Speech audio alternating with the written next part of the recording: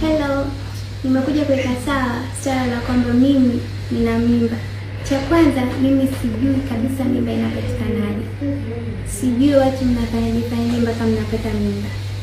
Lakini cha pili, mimi mamangu aliniambia kwamba ili uwe na mtoto inabidi uende hospitali ukamnunue. Na nilimwambia babangu aninunulie mtoto, akaninunulia huyo. Huyu mimi ndo mtoto wangu. Kwa hiyo habari za kuongea huko mitandaoni kwamba mimi nina mimba sio vizuri, lakini pia umri wangu bado na miaka 17. Inakuwaje mnasema nina mimba? Kwa majibu zaidi ingia YouTube, andika Chief G Media, utakutana na majibu yote kuhusu maswali yenu. Pia Mwijaku, wewe ndio unaleta hizo taarifa zote mtandaoni. Umri wangu ni miaka 17. Unafikiri sheria itakuchukuliaje wewe ambaye unasambaza taarifa kama hizo mtandaoni? Kama ukiendelea, hatua kali za sheria zitachukuliwa juu yako.